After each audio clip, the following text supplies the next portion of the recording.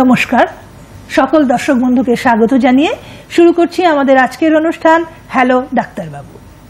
আজ 14 নভেম্বর বিশ্ব ডায়াবেটিস দিবস।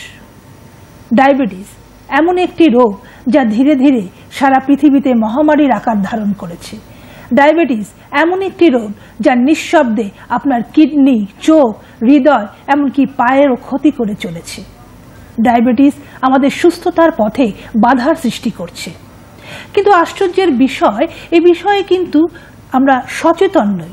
এমনকি আমরা অনেকেই জানি না যে আমরা ডায়াবেটিসে আক্রান্ত। তাই আজকে আমাদের এই অনুষ্ঠানে আমরা ডায়াবেটিস সংক্রান্ত বিভিন্ন বিষয় নিয়ে আলোচনা করব। আমাদের এই আলোচনায় আজকে যারা উপস্থিত রয়েছেন, আসুন সেই বিশেষজ্ঞ দুজন ডাক্তারবাবুর সাথে আপনাদের আলাপ করিয়ে দিই। রয়েছেন ডক্টর প্রদীপ মুখোপাধ্যায়, অধ্যাপক ডক্টর প্রদীপ মুখোপাধ্যায়, বিভাগীয় প্রধান অ্যান্ড্রোক্রোনোলজি বিভাগ, IPGMER এবং SSKM হাসপাতাল, কলকাতা।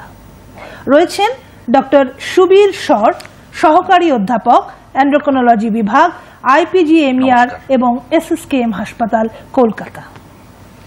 আর রয়েছেন আপনারা আমাদের প্রিয় দর্শক বন্ধুরা। প্রতিদিনের মতন অনুষ্ঠান চলাকালীন আজকের বিষয় নিয়ে যদি কোনো আপনাদের জিজ্ঞাসা থাকে, অর্থাৎ ডায়াবেটিস, আজকে বিশ্ব ডায়াবেটিস দিবস, তাই আজকে ডায়াবেটিসের ওপর যদি আপনাদের কোনো রকম জিজ্ঞাসা থাকে তবে অবশ্যই আমাদের সরাসরি ফোন করতে পারেন। আমাদের বিশেষজ্ঞ ডাক্তারবাবুদের থেকে আপনারা পরামর্শ চাইতে পারেন। আমাদের ফোন নাম্বারগুলো টিভির স্ক্রিনে আপনারা দেখতে পাবেন। এছাড়া আজকে অনুষ্ঠানটির পুনঃপ্রচার কাল সকাল 9টায় ও আজ রাত 12টায় দেখতে পাবেন। অনুষ্ঠানটি ইউটিউব চ্যানেলেও আপনারা দেখতে পাবেন। তবে দর্শক বন্ধুদের কাছে অনুরোধ, যখন ফোন করবেন অবশ্যই সংক্ষিপ্তভাবে প্রশ্নটা করবেন এবং আপনারা সেই টিভির ভলিউমটা একদম আস্তে করে দেবেন। তবে পুনঃপ্রচার সম্ভবত কালকে সকাল 9টায় হচ্ছে না, আজ রাত 12টায় আপনারা দেখতে পাবেন। আসুন তাহলে শুরু করা যাক আমাদের আজকের অনুষ্ঠান। ডক্টর মুখোপাধ্যায় এবং ডক্টর শর দুজনকেই আপনাদের স্বাগত জানাই আমাদের অনুষ্ঠানে। আমি প্রথমে ডক্টর মুখোপাধ্যায় আপনার কাছে আসব। প্রতি বছর 14 নভেম্বর বিশ্ব ডায়াবেটিস দিবস পালন করা হয়, তো এই দিবসটি পালন করার তাৎপর্য কি এবং এবছর 2024-এ থিম কি? হ্যাঁ, প্রথমে আমি বলি, অনেকবারই বলা হলো আজকে বিশ্ব ডায়াবেটিস দিবস। আপনারা সবাই বিভিন্ন প্রচার মাধ্যমে জেনে গেছেন যে বিশ্ব ডায়াবেটিস দিবস 14ই নভেম্বর। 14ই নভেম্বরটাই প্রত্যেক বছর সেলিব্রেট করা হয়। কেন 14ই নভেম্বর সেটা আগে বললে আপনাদের শুনতে ভালো লাগবে। যে ডায়াবেটিস নিরাময়ের জন্য যে ইনসুলিন, সেই ইনসুলিন আবিষ্কার হয়েছিল আজ থেকে প্রায় 100 বছর আগে, এবং এর জন্য নোবেল প্রাইজ পেয়েছিলেন ফ্রেডেরিক ব্যান্টিং এবং জর্জ বেস্ট।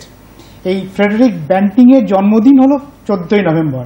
তাকে স্মরণ করেই কিন্তু এই 14ই নভেম্বর বিশ্ব ডায়াবেটিস দিবসকে আমরা উদযাপন করে থাকি। আর আপনি যেটা প্রশ্ন করলেন যে থিম কি, এই থিম বিভিন্নভাবে বলা হয়। একটা WHO একরকম থিম বলে, আর ইন্টারন্যাশনাল ডায়াবেটিস ফেডারেশন বা IDF অন্য একটা থিম বলে। এবারে ডায়াবেটিস ইন্টারন্যাশনাল ডায়াবেটিস ফেডারেশনের থিম হলো ডায়াবেটিস অ্যান্ড ওয়েলবিইং, অর্থাৎ আপনি ডায়াবেটিস নিয়েই সুস্থ থাকুন। অন্যদিকে WHO বা ওয়ার্ল্ড হেলথ অর্গানাইজেশনের থিম হলো breaking barrier, bridging the gap. এই কথা দুটো কিন্তু খুব কাছাকাছি, মানে এর তাৎপর্য হলো ডায়াবেটিস নিয়েই সুস্থ থাকুন। এই যে বলা হচ্ছে ব্যারিয়ারকে ব্রেক করতে হবে, ব্যারিয়ারটা কোথায়? নানান রকমভাবে ব্যারিয়ার। প্রথম ব্যারিয়ার হলো নলেজ গ্যাপ। আমরা সবাই জানিই না, আমরা সচেতনই নই, এবং এই কারণে বিশ্ব ডায়াবেটিস দিবস না বলে বোধহয় বিশ্ব ডায়াবেটিস সচেতনতা দিবস বললে হয়তো আরও ভালো শুনতে লাগতো। এই সচেতনতাটা দরকার এই কারণে যে আমাদের যাদের ডায়াবেটিস হচ্ছে তারা অধিকাংশই কিন্তু ডায়াবেটিসটা কি, কেন, আমার তো কোনো প্রবলেম নেই তাহলে কেন ওষুধ খাবো, আমার তো কোনো সমস্যা নেই তাহলে কেন বারবার পরীক্ষা করাবো, এই একটা নলেজ গ্যাপ। এরপর গ্যাপ হলো, ধরুন সকলের কিন্তু বিশেষজ্ঞ চিকিৎসকের কাছে পৌঁছানো সম্ভব হয় না। পৌঁছানো সম্ভব হলেও সমস্তভাবে যে সমস্ত নানা রকম ওষুধপত্র আছে সেগুলো আমরা সকলের জন্য প্রয়োগ করতে পারি না। কাজেই এইগুলোকে মাথায় রেখে WHO এবারের থিম তৈরি করেছে যে ব্রেকিং দ্য ব্যারিয়ার, অর্থাৎ ডায়াবেটিস ম্যানেজমেন্টের জন্য যে সমস্ত ব্যারিয়ার আছে সেইগুলোকে ব্রেক করার জন্য একটা কালেকটিভ কমিটমেন্ট, যাতে সবাই যারা ডায়াবেটিস নিয়ন্ত্রণের সঙ্গে যুক্ত আছে একসঙ্গে কাজ করে যাতে ডায়াবেটিসের কমপ্লিকেশনসগুলোকে আমরা প্রিভেন্ট করতে পারি। এটাই হলো ডায়াবেটিস দিবসের মূল তাৎপর্য। বেশ, ডক্টর সর আপনার কাছে আসছি। স্যার যেরকম বললেন যে আমরা সত্যি আমাদের অধিকাংশ আমাদের দেশে ডায়াবেটিস সম্বন্ধে সচেতন নেই, তো প্রাথমিকভাবে কোনো কি অন্যান্য রোগের মতন কোনো কি উপসর্গ বা লক্ষণ রয়েছে এই ডায়াবেটিসের ক্ষেত্রে? হ্যাঁ, ডায়াবেটিসেরও কিছু লক্ষণ বা ক্লাসিক সিমটমস যদি বলি, সেরকম কিছু লক্ষণ, যেমন বারবার ইউরিন হওয়া, প্রচুর জল পিপাসা পাওয়া, বা হঠাৎ করে ওয়েট কমে যাওয়া। তা এগুলো তো ক্লাসিক সিমটম, কিন্তু তার আগেও আমরা অনেক পেশেন্ট কিন্তু অ্যাসিমটোমেটিক স্টেজেও আমরা পাই। এমনি অনেক পেশেন্ট আছে যারা ওভারওয়েট বা স্থূলত্ব বা বডি ওয়েট বেশি, এবং তাদের দেখা যাচ্ছে যে ফ্যামিলি হিস্ট্রি, পারিবারিক হিস্ট্রি রয়েছে ডায়াবেটিসের, তার বাবা মা বা ভাই বোন কারো সুগার রয়েছে, বা তাদের অন্যান্য কার্ডিওভাস্কুলার রিস্ক ফ্যাক্টর যেমন ব্লাড প্রেশার, হাই কোলেস্টেরল এগুলো রয়েছে, তাদের কিন্তু এই ডায়াবেটিস হওয়ার প্রবণতাটা একটু বেশি থাকে। এবার তাদের ক্ষেত্রে অনেক ক্ষেত্রে সিমটম না থাকলেও আমরা কিন্তু একটা সার্টেন এজের পরে, এটা বিশেষ করে 45-এর পরে অ্যাটলিস্ট একবার টেস্ট করতে বলি, স্ক্রিনিং টেস্ট করে নিতে বলি, যদি সুগারটা ধরা যায় বা ডায়াবেটিসটা ডিটেক্ট করা যায়। এছাড়াও কিছু কিছু মাইল্ড সিমটম যেমন হয়, যেমন প্রচণ্ড উইক লাগা বা একটা ইজি মানে উইক লাগা, বা অনেক সময় হয়তো কোনো কিছু কেটে গেল, ঘা শুকাচ্ছে না, এরকম লক্ষণও হয়। কিন্তু ম্যাক্সিমাম ক্ষেত্রে কিন্তু অনেক সময় দেখা যায় অ্যাসিমটোমেটিক স্টেজে থাকে, এবং দেখা যায় একটা টেস্ট করতে গিয়ে, কোনো কারণে একটা টেস্ট করতে গিয়ে ধরা পড়লো, যেমন হয়তো তার কোনো অপারেশন হবে, সার্জারি হবে, সঙ্গে একটা ব্লাড টেস্ট করতে ধরা পড়লো, এরকম কিছু করতে। তো এই ধরনের যে আপনি যেগুলো উপসর্গ বা লক্ষণগুলো বললেন, সেগুলো যদি আমরা দেখি তাহলে আমাদের কি করণীয়, আমরা কি করব? হ্যাঁ, অবশ্যই আপনার চিকিৎসকের পরামর্শ তো নেবেনই, এবং যদি দেখেন যে না চিকিৎসকের সাথে অ্যাপয়েন্টমেন্ট পাচ্ছেন না, বা অ্যাটলিস্ট ব্লাড গ্লুকোজটা টেস্ট করে নেওয়া উচিত। মানে কমনলি ফাস্টিং আর পিপি এটা মোটামুটি সব জায়গাতেই অ্যাভেলেবেল, এবং এখন গ্লুকোমিটারটাও ওয়াইডলি অ্যাভেলেবেল, এবং অনেকের বাড়িতে হয়তো ডায়াবেটিসের রোগী আছে বা পাড়ায় আছে। অ্যাটলিস্ট যদি ব্লাড গ্লুকোজটা ফাস্টিং বা খাওয়ার 2 ঘন্টা বাদে করা যায়। আর যদি আর একটা জিনিসের যদি মানে ক্লাসিক সিমটমস থাকে, মানে যে সিমটমগুলো বললাম, দা সিমটম যেগুলো ডায়াবেটিস, তার সাথে যদি একটা র্যান্ডম গ্লুকোজ যদি আমি 200-এর বেশি পেয়ে যাই, তাহলেও আমরা ডায়াগনোসিস করতে পারি। আর্লি ডিটেকশনটা আমাদের প্রচন্ডভাবে প্রয়োজন। আর ডক্টর মুখোপাধ্যায়, আপনার কাছে আবার আসবো। এই যে উপসর্গগুলো আপনারা অনেক সময় বলেন ডায়াবেটিক এবং প্রি ডায়াবেটিক, এই কথাটা আমরা প্রায় আপনাদের মুখে শুনি। তো এই বিষয়ে যে আপনার কাছে জানতে চাইবো, তার আগে একজন দর্শক বন্ধু আমাদের জন্য অপেক্ষা করছেন, তার ফোনটা নিয়ে নেই। হ্যালো, কে বলছেন? হ্যালো। হ্যাঁ ম্যাডাম, নমস্কার। নমস্কার, কে বলছেন, কোথা থেকে বলছেন? দুবরাজপুর বীরভূম থেকে বলছি, অমিতাভ ঘোষ। আচ্ছা, বলুন কি জানতে? স্টুডিওয়ে উপস্থিত দুই ডাক্তারবাবুকে আমার সশ্রদ্ধ নমস্কার। আমার একটা প্রশ্ন আছে দিদি। বলুন। বলছি, ডায়াবেটিস মোকাবেলায় ড্যাশ ডায়েট বলে আমরা কথা শুনেছি, ড্যাশ ডায়েট। তো সেই ড্যাশ ডায়েট মানে জিনিসটা কি, যদি ডাক্তারবাবু একটু খোলসা করে বলেন তাহলে উপকৃত হই খুব। আচ্ছা আচ্ছা, আপনি শুনতে থাকুন।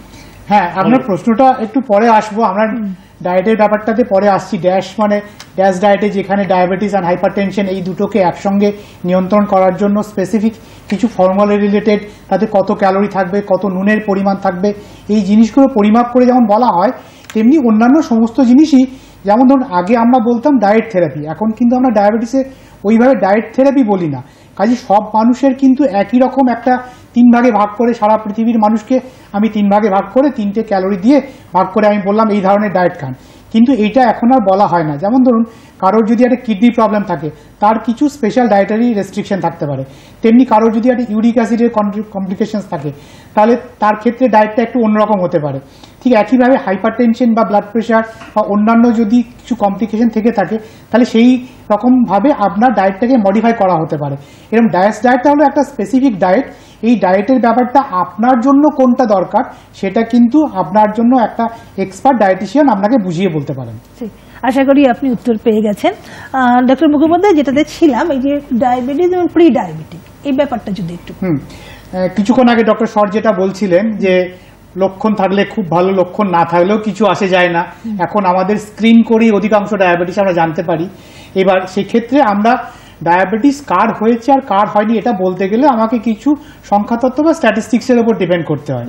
সেই স্ট্যাটিস্টিক্সের যে মাত্রা সেই অনুযায়ী আমরা বলে থাকি কারোর যদি খালি পেটে ব্লাড সুগারটা 126 বা তার বেশি হয় এবং একাধিকবার হয়, বা ভর্তি পেটে মানে হলো খাবার শুরুর থেকে 2 ঘন্টা পরে একটা ব্লাড সুগার সেটা 75 গ্রাম গ্লুকোজ খাওয়ার পরেই হওয়া উচিত, সেরকম ব্লাড সুগার যদি 200 বা তার বেশি হয় তাহলে আমরা তাকে ধরে নিই তার ডায়াবেটিস হয়েছে।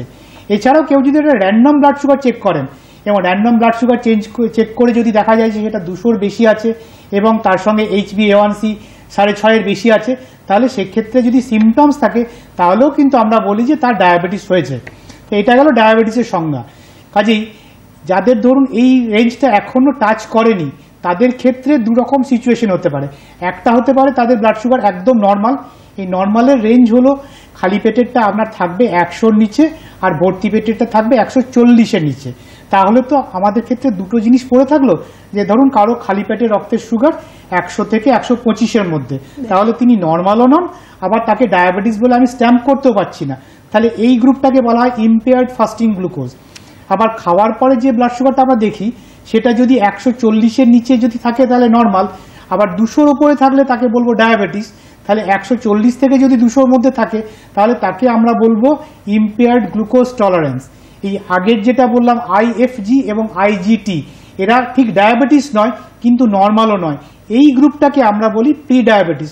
অর্থাৎ কিনা তাদের এই যে ধরনের মানুষদের এইরকম আমরা রেঞ্জে ব্লাড সুগার পেলাম তাদের কিন্তু অতিরিক্ত মাত্রায় ডায়াবেটিস খুব তাড়াতাড়ি হওয়ার সম্ভাবনা থাকে। কাজে ডায়াবেটিস যেটা খুব ইম্পর্টেন্ট আজকালকার দিনে, সেই স্টেজে যদি আমরা ধরতে পারি তাহলে অঙ্গহানি হয়তো আরো বেশি মাত্রায় প্রিভেন্ট করতে পারবো। এবং যেটা আপনি বললেন যে ধরুন কেউ ব্লাড টেস্ট করলে প্রি ডায়াবেটিক তার ধরা পড়লো, সেক্ষেত্রে সেই ব্যক্তির আরো বেশি সচেতন হওয়া উচিত, কারণ তার যে কোনো সময় ওই ডায়াবেটিসে কনভার্সন হওয়ার সম্ভাবনা অনেক বেশি, লঙ্ঘন হয়ে যেতে পারে। ঠিক ঠিক ঠিক। আর ডক্টর স্যার, কোন অঙ্গ থেকে আমাদের এই কোন অঙ্গের কারণে ডায়াবেটিস হতে পারে?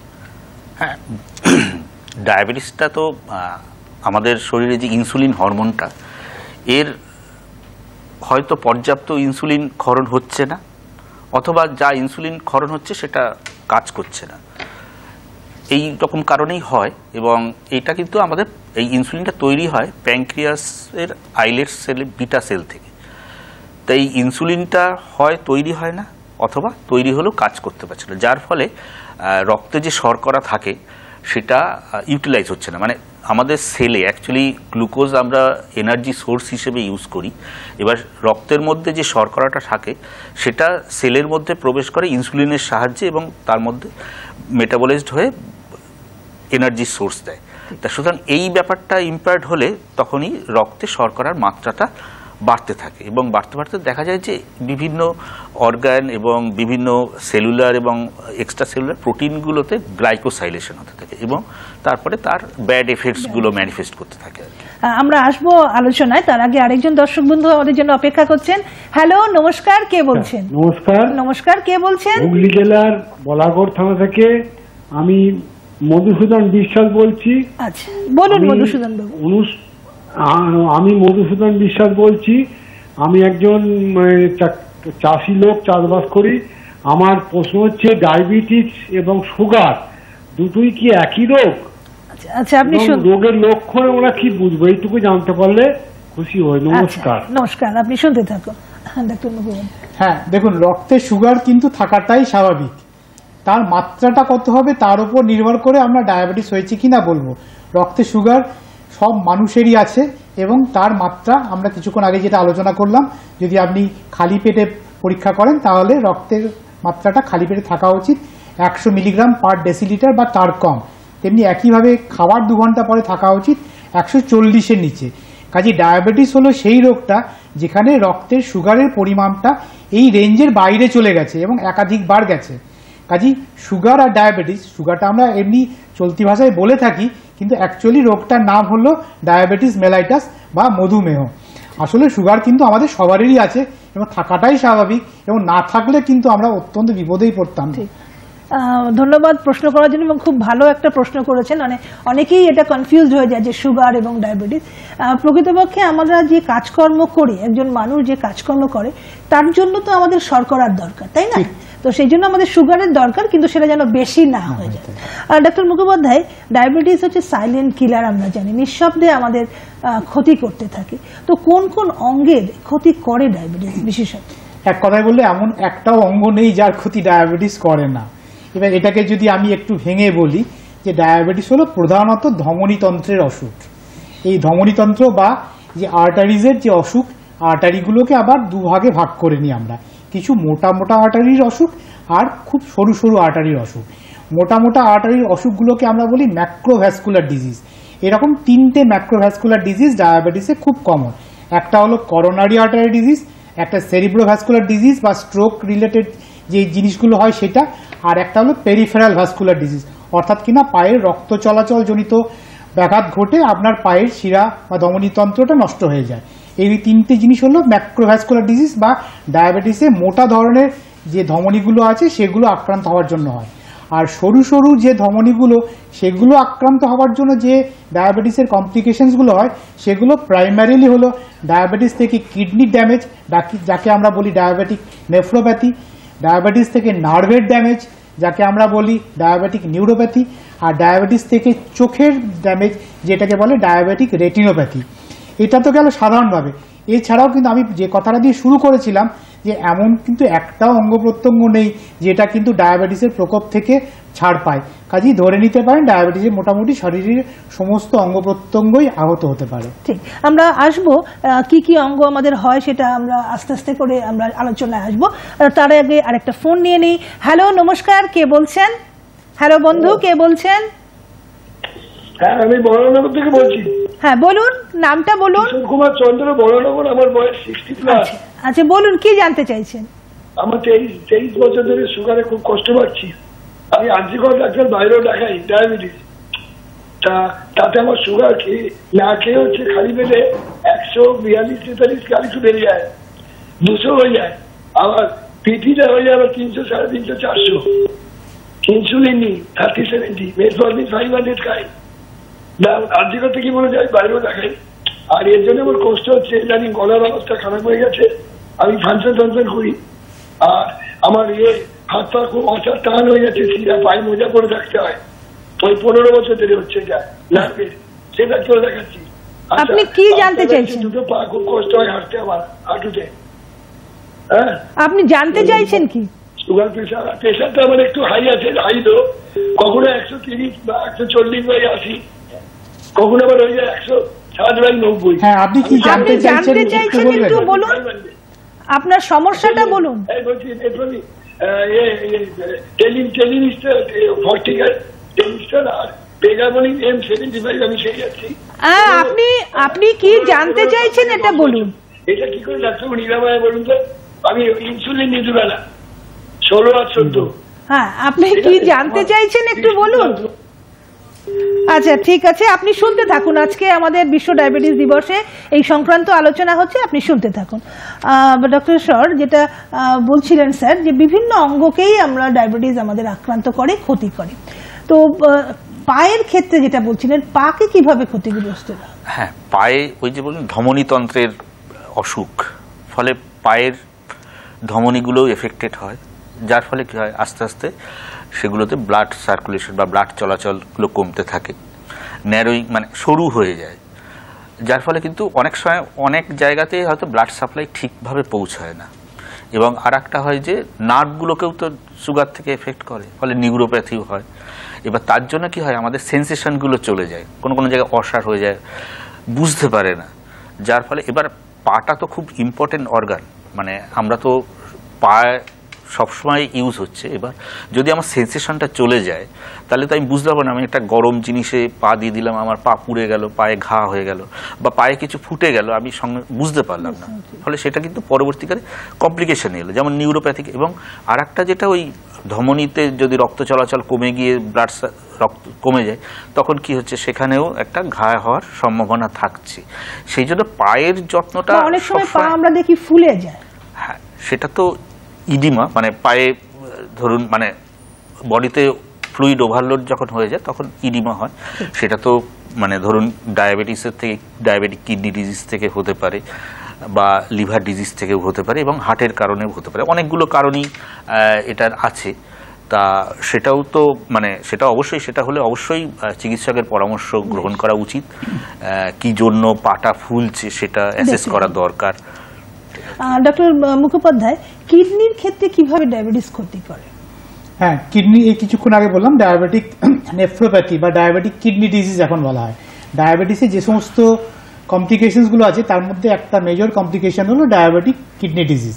এই ডায়াবেটিক কিডনি ডিজিজে যেটা হয়, প্রস্রাবের সঙ্গে ইউরিনে অ্যালবুমিন বেরোতে শুরু করে। এই অ্যালবুমিন একটা নির্দিষ্ট মাত্রায় বেরোনো পর্যন্ত স্বাভাবিক, কিন্তু তার বেশি বেরোতে শুরু করলেই কিন্তু আপনার আস্তে আস্তে কিডনিটা খারাপ হতে শুরু করে এবং তার সঙ্গে ব্লাড প্রেশার বাড়তে শুরু করে। এবং কিডনির যে প্রধান কাজ হচ্ছে আপনার ফিল্ট্রেশন, এই ফিল্ট্রেশন ফাংশনটা আস্তে আস্তে ড্যামেজ হতে শুরু করে। এটাকে বলি আমরা গ্লোমেরুলার ফিল্ট্রেশন রেট। এই গ্লোমেরুলার ফিল্ট্রেশন রেট একটা স্বাভাবিক মানুষের 90 থেকে 120 মিলিলিটার পার মিনিট মতো। যত দিন যায় ডায়াবেটিসের যদি কন্ট্রোল ঠিক না থাকে, তার সঙ্গে যদি প্রেশার বা কোলেস্ট্রল অন্যান্য জিনিস যদি আমরা নিয়ন্ত্রণে না রাখতে পারি এবং অন্যান্য কিছু জেনেটিক ইনহেরিটেন্সও থাকে, সেক্ষেত্রে কিডনি ফাংশনটা আস্তে আস্তে কমতে শুরু করে, কিডনি ফিল্টার করার ক্ষমতাটা আস্তে আস্তে নষ্ট হয় এবং আলটিমেটলি একটা টাইমে ইএসআরডি অর্থাৎ কিনা এন্ড স্টেজ রেনাল ডিজিজ বা কিডনিটা একদম খারাপ হয়ে গেছে এরকম বলা হয়। ঠিক, সুতরাং মানে প্রথম থেকেই আমাদের ডায়াবেটিসটাকে একদম নিয়ন্ত্রণে করতে হবে। আমরা আসবো আলোচনায়, আরেকজন দর্শক বন্ধু রয়েছেন। হ্যালো, নমস্কার, কে বলছেন? হ্যালো। হ্যাঁ, হ্যালো হ্যালো, আমি পাইকপাড়া থেকে গৌতম বসুর কথা বলছি। আচ্ছা বলুন, আপনি কি জানতে আমার বয়স 72। ওকে, আমি আজকে ধরুন প্রায় 12-13 বছর ডায়াবেটিকে ভুগছি, মানে ধরা পড়েছে 13 বছর মতো হলো। হ্যাঁ, আমার মোটামুটি কন্ট্রোলে থেকে খাওয়া দাওয়া কন্ট্রোল করি, মাঝে মাঝে একটু এদিক ওদিক হয়ে যায়। আচ্ছা, আমার তার সঙ্গে প্রেশার আছে, তারপরে কোলেস্ট্রল, আরো সব কিছু সব আছে।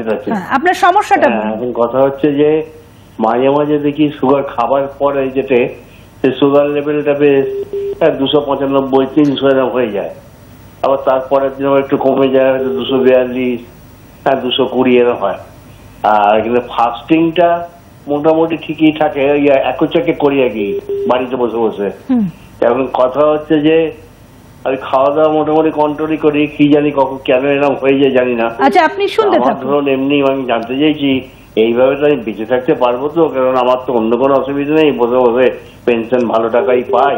আচ্ছা, আপনি শুনতে থাকুন। একটু ইচ্ছে আছে, আপনি শুনতে থাকুন। ভালো টাকা পাচ্ছি, সেই জন্যই বলছি ডাক্তারবাবু যদি একটু বলেন একটুখানি আনন্দ পাবো আর কি। এই আচ্ছা, আপনি শুনতে থাকুন। হ্যাঁ, ডায়াবেটিস চিকিৎসার একটা প্রধান অংশ হলো ডায়াবেটিসটাকে ঠিকমতো মনিটর করা।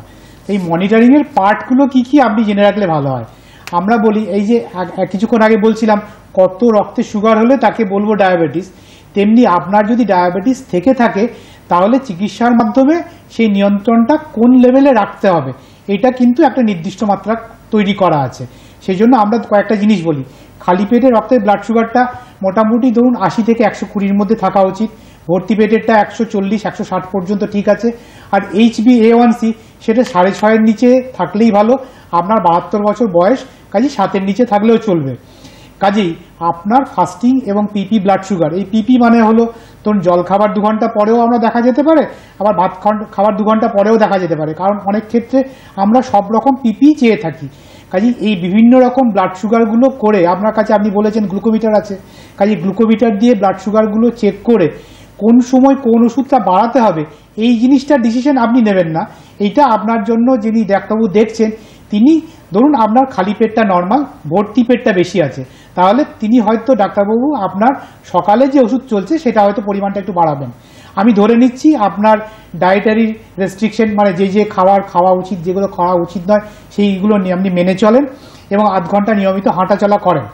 এইগুলো মেনে চলবার পর আমরা যে মনিটরিংয়ের জন্য বলা হয়, খালি পেটে ব্লাড সুগার কতর নিচে থাকবে, ভর্তি পেটেরটা কতর নিচে থাকবে, HbA1c কতর নিচে থাকবে, আপনার রক্তের চর্বির মাত্রা বা কোলেস্টেরলটা ঠিক রাখতে হবে, আপনার চোখটাকে ঠিক রাখতে হবে।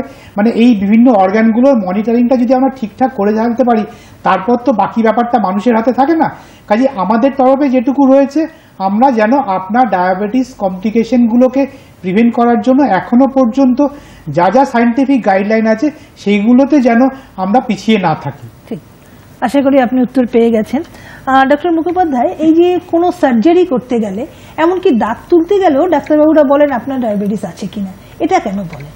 হ্যাঁ, ডায়াবেটিস থাকলে ধরুন দাঁত তুলতে গেলে ওখানে একটা ইনফেকশনের পসিবিলিটি বাড়বে, বা অন্য কোনো সার্জারির সময় ধরুন আপনার ডায়াবেটিস আছে, আপনি ওষুধ খেয়ে সুগারটা নিয়ন্ত্রণে রাখা হয়। এবার ডায়াবেটিস একটা স্ট্রেসফুল সিচুয়েশন, সেই স্ট্রেসফুল সিচুয়েশনে সুগার এমনিতেই বাড়ে। আবার সেই সময় সব সময় আপনাকে মুখে খাওয়া অ্যালাউ করা হয় না। আবার ধরুন যেদিন আপনাকে অ্যানাস্থেসিয়া দেওয়া হবে, সে অপারেশনটা যদি বিকেলেই হয়, তাহলে সকাল থেকে আপনাকে একটা খালি পেটে রাখা হবে। কাজেই আপনি যে যে ওষুধপত্র খাচ্ছেন সেইগুলো খেতে খেতে কিন্তু আপনার সার্জারি নাও চলতে পারে। এখন যদিও আগে অনেক রকম রেস্ট্রিকশন ছিল, এখন অনেক ক্ষেত্রে এই রেস্ট্রিকশন অনেক শিথিল করা হয়েছে, কিন্তু কিছু কিছু ওষুধের ক্ষেত্রে এই সমস্ত নিয়ন্ত্রণ কিন্তু অবশ্যই করতে হয়। যেমন ডাবাগ্লিফ্লোজিন বলে একটা নতুন ধরনের ওষুধ আছে, সেটা কিন্তু সার্জারি, যে কোনো সার্জারি 24 ঘন্টা আগে বন্ধ করা খুব জরুরি। আবার যেহেতু আমি কিছুক্ষণ আগে যেটা বলছিলাম, আপনাকে মুখে খাওয়া অ্যালাউ করা হবে না, আপনার সার্জারিটার জন্য স্ট্রেস বা অন্যান্য জিনিস মুখে খাওয়া সার্জন কতদিন পরে আপনাকে অ্যালাউ করবেন, এই সব জিনিসের উপর নির্ভর করতে গেলে আমাকে তখন কিন্তু রক্তের সুগারটাকে ইনসুলিন দিয়েই কন্ট্রোল করতে হবে। আর আমরা যদি না জেনে রাখি আপনার ডায়াবেটিসটা আছে কি নেই, ডায়াবেটিস থাকলে যে অপারেশন হবে না তা নয়, কিন্তু ডায়াবেটিসের নিয়ন্ত্রণে না থাকলে আপনার কিন্তু অপারেশন করাটা একটু জটিল হয়ে যায়। এবং এক্ষেত্রে আরেকটা জিনিস বলে রাখি, সেই অপারেশনটা যদি আপনার ইমার্জেন্সি হয়, তাহলে কিন্তু ব্লাড সুগার যাই থাক সেটা কিন্তু কোনোভাবে প্রতিবন্ধকতা তৈরি করবে না, সেখানে ইনসুলিনই আমরা কিন্তু সেই অপারেশনটাকে আমরা সাকসেসফুলি করে দেওয়ার চেষ্টা করি। ডক্টর স্যার, এই যে ডায়াবেটিসের ক্ষেত্রে আমরা চোখটা বলি যে চোখের খুব ক্ষতি হয়, তো চোখটা কি করে ডায়াবেটিস মাধ্যমে এটা ক্ষতি হতে পারে? হ্যাঁ, চোখটা ওই যে মাইক্রোভাস্কুলার ডিজিজ, মানে ধমনীতন্ত্রের যে সরু সরু ধমনীগুলো এফেক্টেড হয় আর কি, তার জন্য চোখেই এফেক্ট। এবং এটা একটা খুব গুরুত্বপূর্ণ অর্গান চোখ, যেটা কিন্তু ডায়াবেটিসের থেকে এফেকশনটা আসে। যদি আমাদের ডায়াবেটিক রেটিনোপ্যাথি যেটা, এবার এই রেটিনোপ্যাথিটার জন্য কিন্তু আমাদের রেগুলার স্ক্রিনিং অ্যাটলিস্ট দরকার। বছরে একবার করে অন্তত চোখের ডাক্তারবাবুকে যাওয়া উচিত এবং রেটিনা চেক আপটা করা উচিত, যে সেখানে রেটিনোপ্যাথির চেঞ্জেস আসছে কিনা, মানে ডায়াবেটিস রিলেটেড রেটিনোপ্যাথির চেঞ্জেস আসছে কিনা সেটা জানা, এবং জানলে সেই মতো তার প্রিভেনশন এবং ট্রিটমেন্ট গ্রহণ করা উচিত। যদি ধরা পড়ে তাহলে আবার ফ্রিকোয়েন্ট চেক আপ এবং মনিটরিং যেটা দরকার সেটা তো দরকার। এবং আর একটা জিনিস, যে এই ডায়াবেটিস আই ডিজিজ বা ডায়াবেটিক রেটিনোপ্যাথির সাথে আবার কিডনি ডিজিজেরও খুব লিঙ্ক আছে, মানে সবই মাইক্রোভাস্কুলার ডিজিজগুলো। সুতরাং এই স্ক্রিনিংগুলো, যেমন ডায়াবেটিক রেটিনোপ্যাথি যদি ধরা পড়ে, তাহলে আমরা নেফ্রোপ্যাথির জন্য স্ক্রিনিং করতে বলি। যেমন ইউরিনের অ্যালবুমিন ক্রিয়েটিনিন রেশিও বলে একটা টেস্ট হয়, যেটায় আমরা ইউরিনে অ্যালবুমিনের মাত্রাটা জানতে পারি। তা এই রেশিওটা যদি 30 পর্যন্ত থাকে সেটাকে আমরা নর্মাল ধরি, আর 30 থেকে 300 এটা মাইক্রো অ্যালবুমিনুরিয়া বলা হয়, এবং 300-র বেশি হলে ম্যাক্রো। তা 300-র বেশি হলে সেটা আরও সিভিয়ার লেভেলে পৌঁছে গেছে নেফ্রোপ্যাথিতে। তা এই রিলেশনগুলো আছে।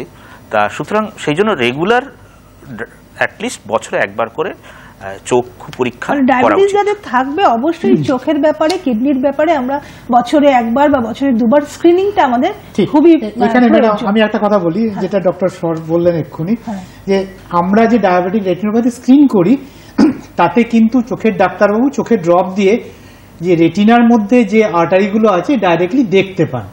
আবার অল্টারনেটলি এখন ডিজিটাল ফান্ডাল ফটোগ্রাফি এখন ইজিলি অ্যাভেলেবেল, সেটা করে আমরা চোখের একটা সুন্দর ছবিও তুলে রাখতে পারি চোখের পেছনে রেটিনার। এইবার যেই কথাটা বারবার আসছে, যেটা এক্ষুনি ডক্টর সর বলছিলেন, যে এটা একটা মাইক্রো অ্যাঞ্জিওপ্যাথি, তাহলে ডায়াবেটিসের অন্যান্য যে কিডনি খারাপ বা আপনার যে নার্ভের ড্যামেজ, এগুলোও তো মাইক্রো অ্যাঞ্জিওপ্যাথি। তাহলে কিডনিতে যদি আমি একটা মাইক্রো অ্যাঞ্জিওপ্যাথি পাই, তাহলে কিন্তু অন্য জায়গাতে যে একই রকম প্রবলেম চলছে সেটা বুঝে নিতে একটা খুব একটা অসুবিধা হওয়ার কথা নয়। এবং সেই কারণেই উনি বারবার করে যেটা বলতে চাইছিলেন, যে ডায়াবেটিক রেটিনোপ্যাথির সঙ্গে নেফ্রোপ্যাথির হয়তো একটা খুব ভালো একটা ভালো লিঙ্ক আছে, এবং যদি আমরা রেটিনোপ্যাথি দেখি তাহলে আমার কিন্তু কিডনিতে কোনো এফেকশন হচ্ছে কিনা সেটা জেনে নেওয়া খুব জরুরি। তার জন্য ইউরিনে অ্যালবুমিন দেখা, অ্যালবুমিন ক্রিয়েটিনিন দেখা, এগুলো খুব জরুরি হয়। মানে একটার সাথে আরেকটা এতটাই রিলেটেড, কারণ এটা তো আইসোলেটেড একটা অর্গানের অসুখ নয়, এটা ওভারঅল একটা অসুখ। আমরা আসবো আলোচনায়, তার আগে আরেকজন দর্শক বন্ধু অপেক্ষা করছেন। হ্যালো, নমস্কার, কে বলছেন? হ্যালো, নমস্কার। নমস্কার, কে বলছেন? নমস্কার সঞ্চালিকা ম্যাডাম, আর দুই ডাক্তারবাবুকে আমার প্রণাম, শুভ সন্ধ্যা। বলছি আমি বিধান মন্ডল বলছি, নদিয়া জেলার হরিণঘাটা থেকে। আচ্ছা, বলুন। আমার প্রশ্ন হচ্ছে, আমি নিয়মিত অনুষ্ঠানটা দেখি, খুবই ভালো লাগে। এই চ্যানেলে এত সুন্দর সুন্দর প্রোগ্রাম হয় স্বাস্থ্য বিষয়ক, আর আমি নিজেও একজন স্বাস্থ্য সচেতন মানুষ। আমার ফ্যামিলির সবাইকেও চেষ্টা করি স্বাস্থ্য নিয়ে সচেতন থাকতে, বা আমার চেনাশোনাদের মধ্যে। আমার আজকের প্রশ্ন হচ্ছে এই যে, আমার রিসেন্টলি ব্লাড টেস্ট করেছি HbA1c, ওখানে আমার নিজের দেখা গেছে 5.3 আর ওয়াইফের দেখা গেছে 5.1। সেক্ষেত্রে আমি জানতে চাচ্ছি ডাক্তারবাবুদের কাছ থেকে, এক্ষেত্রে আমি কতটা প্রি ডায়াবেটিস বা ডায়াবেটিসের ঝুঁকি কতটা আছে আমার বা আমার ওয়াইফের, এবং আগামী দিনে কি করলে, মানে কি রেস্ট্রিকশনে থাকলে বা কিভাবে থাকলে আমাদের ডায়াবেটিস হওয়ার ঝুঁকি থাকবে না। যদিও একটু পরিশ্রম এখন একটু কম হয়, আমি একজন টিচার, সেক্ষেত্রে মানে ততটা হেলথ সচেতন হলেও আমি ততটা আচ্ছা, আপনি শুনতে থাকুন আমাদের আলোচনা, সুযোগ পাই না। আচ্ছা, আপনি শুনতে যদি ডাক্তারবাবুদের মূল্যবান পরামর্শ পাই তাহলে খুব কৃতজ্ঞ। আচ্ছা, আপনি শুনতে থাকুন ডক্টর মুখোপাধ্যায়, বলুন। হ্যাঁ, ওনার নিজের H1c 5.3 এবং ওয়াইফের 5.1 বোধহয় এরকম বললেন। তা এটা প্রি ডায়াবেটিস, এটা নর্মাল লেভেলের মধ্যেই আছে, যেটা ডক্টর মুখোপাধ্যায় বলছিলেন যে প্রি ডায়াবেটিস, মানে H1cটা 5.6 অবধি নর্মাল। তাহলে এবার কিন্তু 6.5 বা তার বেশি হলেই আমরা ডায়াবেটিস বলছি। তাহলে মাঝামাঝি একটা জায়গা 5.7 থেকে 6.4, এই জায়গাটাই আমরা বলছি প্রি ডায়াবেটিস। তাহলে আপনার প্রি ডায়াবেটিস হয়নি। এবার আপনার যদি আরও দুটো টেস্ট আপনার অবশ্যই করে নেওয়া উচিত, যদি আপনার ফ্যামিলি হিস্ট্রি থাকে বা ওভারওয়েট থাকেন বা সেডেন্টারি লাইফস্টাইল বা হয়, মানে ফিজিক্যাল অ্যাক্টিভিটি খুব বেশি না থাকে, তাহলে কিন্তু আপনার ফাস্টিং এবং পিপিও করে নেওয়া উচিত। কারণ অনেক সময় H1c টেস্টেরও কিছু কিছু ফ্যালাসি আছে, মানে কিছু কিছু ক্ষেত্রে এটা অনেক সময় হয়তো রিলায়েবল নাও হতে পারে, ল্যাবরেটরির উপর ডিপেন্ড করে বা কিছু কিছু কন্ডিশনেও এগুলো ডিপেন্ড করে। তা সুতরাং আপনি একটা ফাস্টিং পিপিও করে নেবেন। আশা করি আপনি উত্তর পেয়ে গেছেন ডক্টর মুখোপাধ্যায়। এবার আমরা একটু চিকিৎসার কথায় আসি। ডায়াবেটিসের চিকিৎসা আপনারা কিভাবে শুরু করেন? ডায়াবেটিসের চিকিৎসাটা মূলত 4টে স্তম্ভের উপর দাঁড়িয়ে আছে। প্রথম স্তম্ভ হলো খাদ্যাভ্যাস নিয়ন্ত্রণ, দ্বিতীয়টা হলো নিয়মিত শরীরচর্চা বা ব্যায়াম, তৃতীয়ত হলো ওষুধ বা ইনসুলিন যার যেটা প্রয়োজন সেটা ব্যবহার, এবং চতুর্থত হলো নিয়মিত মনিটরিং।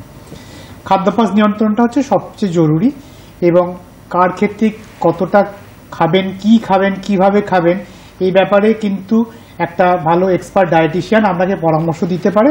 এবং সেটা যদি আপনি নিতে নাও পারেন, তাহলে এখন অনেক স্ট্যান্ডার্ড ডায়েট চার্টস পাওয়া যায়, বিভিন্ন হাসপাতালে এগুলো সাপ্লাই করা হয়। আমাদের পিজি হাসপাতালে সকলকে আমরা ডায়েট চার্ট দিয়ে থাকি। খুব সহজ সরলভাবে জেনে রাখলে এটা মেনে নিতে আপনার অসুবিধা হবে না, যে আপনার ওজনটা যেন নির্দিষ্ট সীমায় থাকে। আপনি যদি ওভারওয়েট হন তাহলে আপনাকে ওজন কমাতে হবে। এই ওজন সংক্রান্ত যে ব্যাপারটা আপনাদের জানলে ভালো হয়, যে আপনার সঠিক মাত্রায় কত ওজন হওয়া উচিত, এর কিন্তু একটা থাম্ব রুল আছে। আপনার হাইটকে যদি আপনি সেন্টিমিটারে ধরেন, তার থেকে যদি 100 বাদ দেন, তাহলে যে সংখ্যাটা পাওয়া যায় সেটা হলো আপনার আইডিয়াল বডি ওয়েট। এই আইডিয়াল বডি ওয়েট, ধরুন আপনার হাইট আপনি বললেন 5 ফুট 6 ইঞ্চি, মানে সেটা রাফলি হচ্ছে 167 সেন্টিমিটার। মানে আপনার আইডিয়াল বডি ওয়েট 67-র বেশি হওয়া উচিত নয়। তাহলে 67 কেজির নিরিখে আপনার অ্যাক্টিভিটি কীরকম, একটা সেডেন্টারি অ্যাক্টিভিটি, নাকি খুব পরিশ্রমের কাজ করেন, নাকি কিছুই করেন না, তার সঙ্গে অন্যান্য জিনিসগুলোকে হিসেব করে আপনার ক্যালোরি মোটামুটি কত লাগবে, 25 ক্যালোরি বা 30 kilo calorie per KG of body weight পর্যন্ত আমরা হিসেব করে তার ক্যালোরি কত লাগবে সেটা হিসেব করি। আর অন্যভাবে ভাবলে আপনাকে আমরা বলতে পারি যে যেগুলো থেকে রক্তে গ্লুকোজ খুব তাড়াতাড়ি রক্তে মেশে, যেটাকে আমাদের ডাক্তারি পরিভাষায় বলা হয় যে সমস্ত খাবারের গ্লাইসেমিক ইন্ডেক্স খুব বেশি, সেগুলো যতটা পারা যায় অ্যাভয়েড করা উচিত। তার মানে এই নয় কিন্তু কাল থেকে ভাত খাবেন না, রাত্রিরে ভাত খান না বলে ভাবছেন হয়তো আপনার সুগারটা খুব নিয়ন্ত্রণে থাকবে। আপনি হয়তো ভাবছেন যে দুবেলা উচ্ছে আর নিম পাতা খাচ্ছেন বলে সুগারটা কেন বাড়ছে তার কোনো ব্যাখ্যা আমি খুঁজে পাচ্ছেন না, এরকম কিন্তু ব্যাপারটা নয়। কাজেই খাওয়ার ব্যাপারে আপনার পরিমাণটা ঠিক থাকবে। খাওয়ার মধ্যে তেলের পরিমাণটাকে আপনার রেস্ট্রিক্ট করা উচিত, কারণ আমরা তেলের সঙ্গে ডাইরেক্ট কোলেস্টেরলের প্রচুর সম্পর্ক। কাজেই খাদ্যাভ্যাস নিয়ন্ত্রণটা একটা বিশেষ বিষয়। এরপর হলো আপনার ডায়াবেটিসে যে নিয়মিত ব্যায়ামের কথা বলি, এই ব্যায়ামের কথা, অন্য ব্যায়াম যদি করা নাও যায় তাহলেও কিন্তু আধ ঘন্টা হাঁটা, এটা কিন্তু একটা এরোবিক এক্সারসাইজের মতো। এই আধ ঘন্টা হাঁটা প্রেফারেবলি খালি পেটে না হলেই ভালো। যারা সকালে হাঁটতে যান তাদের খালি পেটে হাঁটার জন্য অনেকের রক্তে সুগার ফল করে যায় এবং সেক্ষেত্রে হালকা দুটো বিস্কুট খেয়ে গেলেও কোনো অসুবিধা নেই। কাজেই একদম খালি পেটে হাঁটতে যাবেন না, আধ ঘন্টা হাঁটা খুব জরুরি। এর সঙ্গে যাদের বয়স কম তাদের সপ্তাহে 2 দিন ওয়েট লিফটিং টাইপের কিছু যদি ব্যায়াম করতে পারেন খুব ভালো হয়। তৃতীয়ত হলো ওষুধ। এই ওষুধের ব্যাপারটা কিন্তু সম্পূর্ণই ডাক্তারবাবুর নিয়ন্ত্রণাধীন। তিনি আপনার গ্লুকোজ বায়োলজি অর্থাৎ খালি পেটে ব্লাড সুগার কত, ভর্তি পেটেরটা কত, রক্তে সুগারটা আলটিমেটলি কোন মাত্রায় গেছে, 300 যদি খালি পেটেরটা পেরিয়ে গিয়ে থাকে তাহলে অধিকাংশ ক্ষেত্রে ইনসুলিন দিয়ে শুরু করাটা হয়তো নিরাপদ যদি আপনার কিছু কমপ্লিকেশনস থেকে থাকে। আদারওয়াইজ আপনাকে ওষুধ দিয়ে আমরা ম্যানেজ করতে পারি। সেই ওষুধ সকালে খাবেন না, দুপুরে খাবেন না, রাত্রিরে খাবেন, এবং সেই ওষুধ খাবার কতক্ষণ পরে খাবার খাবেন। ধরুন আপনি একটা দুর্গাপুজোর বা একটা রমজানের উপোস করবেন, তাহলে সেই উপোসের সময় ওষুধটা খাবেন কি খাবেন না, এই জিনিসগুলো কিন্তু ডাক্তারবাবুর কাছ থেকে বিশেষভাবে জেনে নেওয়া উচিত। আর চতুর্থত হলো চিকিৎসার মেন পার্ট, যেটা হলো মনিটরিং। এই মনিটরিংটা কিছুক্ষণ আগে আমরা আলোচনা করছিলাম। সেই মনিটরিংটা নির্দিষ্ট সময় পর পর আপনার বিভিন্ন রক্তের সুগারের মাত্রা, কোলেস্টেরলের মাত্রা, ব্লাড প্রেশার কেমন থাকবে বা চোখ কেমন ঠিক আছে কিনা, এই জিনিসগুলোকে জেনে নেওয়া, এই সবকটা মিলে হলো ডায়াবেটিসের একটা সামগ্রিক চিকিৎসা। ডায়াবেটিস মানে এমন নয় যে আমার রক্তে সুগার ঠিক আছে মানে আমি একদম ভালো আছি। ঠিক, এই যে আপনি যেটা বারবার করে আপনারা বলছেন ফলো আপ, মানে এই সামগ্রিক বিষয়টা প্রতি 6 মাস অন্তর আমাদের যদি আমরা ডাক্তারবাবুদের কাছে যাই এবং যেই টেস্টগুলো আপনারা বললেন সেগুলো করে যাই, তাহলে ডাক্তারবাবুদের কাছে একটা চিত্র পরিষ্কার হয় যে উনি কি অবস্থায় আছেন। সুতরাং ফলো আপটা বিশেষ প্রয়োজন। আমরা আসবো আলোচনায়, তার আগে আরেকজন দর্শক বন্ধু রয়েছেন। হ্যালো, নমস্কার, কে বলছেন? হ্যালো হ্যালো হ্যালো হ্যাঁ নমস্কার, আমি বর্ধমান থেকে বলছি, বাবু চক্রবর্তী। আচ্ছা বলুন, কি জানতে চাইছেন? হ্যাঁ, আমি যেটা জানতে চাই যে ডায়াবেটিস এবং প্রেসার, আমার নিজেরও হাই প্রেসার আছে, তো এই প্রেসার মোটামুটি একই লাইফস্টাইল ডিজিজ। এখানে ওষুধ দিচ্ছে এবং ওষুধ খেয়ে একটা লোক সারা জীবন দেখা যাচ্ছে সে মেনটেন করছে, তার সুগার লেভেল, পিপি, ফাস্টিং সব ঠিক ঠিক লেভেলে রাখছে। আমার প্রশ্ন, ব্লাড প্রেসার এবং সুগারের ক্ষেত্রে, দুটো ক্ষেত্রেই প্রেসার সুগার সে মনিটর করছে, ওষুধ খাচ্ছে এবং ঠিক জায়গায় রাখছে, থাকা সত্ত্বেও সেই পেশেন্ট মারা যাচ্ছে, কিডনি ডিজিজ হচ্ছে, হার্ট ডিজিজ হচ্ছে, লিভার ডিজিজ হচ্ছে, কিডনি, হার্ট, লিভার এগুলোকে রক্ষা করতে, চোখ রক্ষা করতে পারছে না কেন? সে কিন্তু সুগার লেভেলটা একই রাখছে, 120/80 যা আছে, যা লেভেল, যা পিপি, ফাস্টিং, প্রেসার একই রাখছে, কিন্তু দেখা যাচ্ছে তার হার্ট নষ্ট হচ্ছে, কিডনি নষ্ট হচ্ছে, চোখ নষ্ট হচ্ছে, সে পেশেন্টটা মারা যাচ্ছে, কিন্তু মারার আগের দিনও দেখা যাচ্ছে তার সুগারটা ঠিক রেখেছে। তার সাকসেসটা এটাই, ও সুগারটা ঠিক রাখা নাকি তার অর্গানগুলোকেও বাঁচানো? আমার এটাই প্রশ্ন, ওষুধ খেয়েও তার কেন এগুলো নষ্ট হচ্ছে? এটা কিন্তু একটু ভালো করে উত্তর দেবেন ডাক্তারবাবু। আপনারা শুনতে থাকুন। হ্যাঁ, খুব ভালো কোশ্চেন। সুগার নিয়ন্ত্রণে আছে তবু কেন অর্গানগুলো? হ্যাঁ, মানে সুগারটা তো ক্রনিক প্রোগ্রেসিভ ডিজিজ। ডায়াবেটিসে যত দিন যায় ততই আমাদের প্রোগ্রেস করতে থাকে এবং একটা আছে যে সার্টেন ডিউরেশনের উপরও কিন্তু ডিপেন্ড করে, মানে ডায়াবেটিসের পরিধি কতদিন ধরে আছে তারপরেও কিন্তু অনেকটা নির্ভর করে যে কমপ্লিকেশনগুলো কীভাবে ডেভেলপ করবে। এবং অনেক সময় দেখা যায় যে ডায়াবেটিসটা আপনি হয়তো যখন ধরা পড়েছে তারপর থেকে নিয়ন্ত্রণে আছে, কিন্তু অনেক সময় দেখা যায় যে এই ধরা পড়তেই হয়তো 10টা বছর লেগে গেছে, মানে এতটাই অ্যাসিমটোমেটিক স্টেজে থাকে অনেক সময় যে ওই প্রি ডায়াবেটিস বা তারও আগে হয়তো সেই প্যাথোলজিটা শুরু হয়ে গেছে 10 বছর আগে থেকেই, কিন্তু ধরা পড়লো হয়তো 10 বছর বাদে গিয়ে, তা বা হয়তো ইনিশিয়ালি হয়তো খুব আনকন্ট্রোল ছিল, তা সেগুলোরও এফেক্ট পড়ে। এবং এছাড়াও যেগুলো মানে জেনেটিক ফ্যাক্টর কিছু কাজ করে কিছু কিছু অর্গান এফেক্টের জন্য, যেমন কিডনি, ডায়াবেটিক কিডনি যদি হিস্ট্রি থাকে তাহলে, এছাড়া কিছু হ্যাবিট যেমন স্মোকিং বা এগুলো যদি কন্টিনিউ করে যান, সুগার নর্মাল আছে, তাহলে কিন্তু এই কমপ্লিকেশনগুলোরও চান্স কিন্তু থাকবে। সুতরাং আমাদের এখন চিকিৎসার লক্ষ্য, মূল লক্ষ্য কিন্তু শুধু সুগার কন্ট্রোল নয় না, সুগার কন্ট্রোল যেমন আমাদের করতে হবে নিয়ন্ত্রণে রেখে, তার সাথে আমাদের কমপ্লিকেশনগুলো আটকাতে হবে। এবং কমপ্লিকেশনগুলো আটকানোর জন্য এখন আমাদের ট্রিটমেন্ট পলিসিটাও কিন্তু চেঞ্জ হয়েছে। আগে শুধুমাত্র গ্লুকোজের উপরে, ব্লাড সুগারের উপরেই নজরটা দেওয়া হচ্ছে যে সুগারটা কন্ট্রোল রাখতে হবে, কিন্তু এখন কিন্তু আমরা চিকিৎসকরা যারা সুগারের রোগী তাদের কমপ্লিকেশনগুলো কি হচ্ছে তার রেগুলার মনিটরিং এবং সেরকম কোনো ইন্ডিকেশন পেলে সেই অনুযায়ী ওষুধপত্র আমরা খেতে বলি। যেমন ডায়াবেটিসের রোগী 40-এর উপরে যদি হয় তাহলে আমরা কিন্তু স্ট্যাটিন জাতীয় একটা ওষুধ দিক, সেটা কিন্তু মূলত কোলেস্টেরলের ওষুধ, কিন্তু ওটা প্রিভেনশনের জন্য, হার্ট অ্যাটাক, স্ট্রোক প্রিভেনশনের জন্য। তা এইগুলো বুঝতে হবে যে আমাকে ওই অর্গান প্রোটেকশনের জন্য ওষুধগুলো আমি নিচ্ছি কিনা, শুধুমাত্র সুগার কন্ট্রোল করলেই হবে না। তারপরে এবার ধরুন কারো যার যেরকম কিডনির অসুখ আছে বা হার্টের অসুখ আছে, তাহলে আমাদের কিডনি ফ্রেন্ডলি বা কিডনির জন্য ভালো যে ধরনের চিকিৎসা, সেটা কিন্তু আপনাকে চিকিৎসকের পরামর্শ অনুযায়ী নিতে হবে, তাহলে কিন্তু অনেকটাই ভালো থাকবে। শুধু মানে ডায়াবেটিসের চিকিৎসা নয়, সেই সঙ্গে যেগুলো আপনি বলছেন ফেলিওর হচ্ছে সেই চিকিৎসাগুলো। আমি একটা দুটো কথা বলি। হ্যাঁ, ডক্টর শর্ত খুব সুন্দর ব্যাখ্যা করলেন, কিন্তু আমার দু একটা কথা বলার আছে। এই যে আমরা বলি ডায়াবেটিসের মানে যে সংজ্ঞা 126-এর বেশি, এই 126 সংখ্যাটা আমরা কোত্থেকে পেলাম? এটা তো উপর থেকে নেমে আসেনি, আকাশ থেকে আসেনি। এই সংখ্যাটা আমরা পেয়েছি, আমরা বিভিন্ন লার্জ ডেটাবেস থেকে দেখা গেছে যে 126-এর ওপরে থাকলে আপনার চোখ বা কিডনি ড্যামেজ হওয়ার সম্ভাবনা 126-এর নিচে থাকলে তার থেকে অনেক বেশি। তার থেকে ধরে নেওয়া হয়েছে যে 126টা কাট অফ। এবার এটাকে বলে গ্লাইসেমিক থ্রেশহোল্ড। ঠিক একইভাবে আমি যে ডায়াবেটিসে মৃত্যুর প্রধান কারণ যেটাকে বলে করোনারি আর্টারি ডিজিজ, এই করোনারি আর্টারি ডিজিজের কিন্তু একটা মেজর ব্যাকগ্রাউন্ডের কারণ হলো ডায়াবেটিস।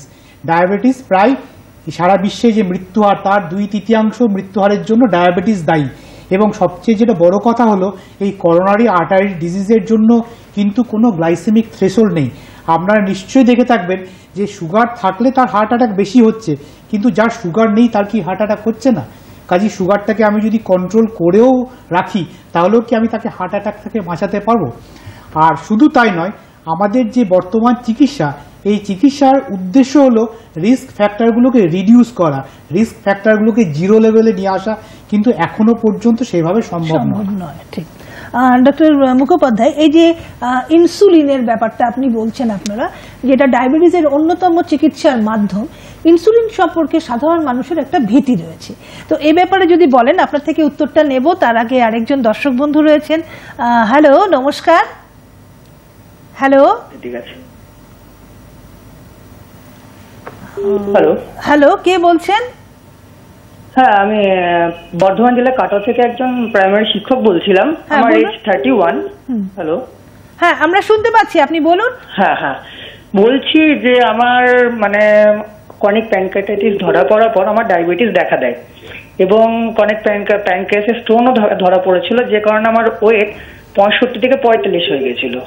এবার যে কারণে আমার ডায়াবেটিস আসে, তখন আমার এখন মোটামুটি 52-53 ওয়েট হয়েছে, এবং আমার ডায়াবেটিস থাকা মানে ছিল বলে ডাক্তারবাবু বলেছিল আপনার তো এখন ওয়েট অনেকটা কমে গেছে, সেই জন্য আপনার এখন বেশি মর্নিং ওয়াক বা এগুলো করা বেশি উচিত নয়।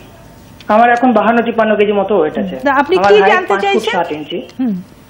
এবার এইখানে কি আমি এখন এগুলো কি করব, হাঁটা চলা এগুলো? আপনি শুনতে থাকুন। হ্যাঁ হ্যাঁ, মানে প্যানক্রিয়াটাইটিসের পরে আপনার ডায়াবেটিস ধরা পড়েছে, মানে সেকেন্ডারি ডায়াবেটিস। কেন, প্যানক্রিয়াসেই আমাদের যে ইনসুলিন সিক্রেটিং সেলগুলো, বিটা সেল, সেগুলো থাকে, তা সেগুলো নষ্ট হয়ে গেলে ডায়াবেটিস ধরা পড়ে।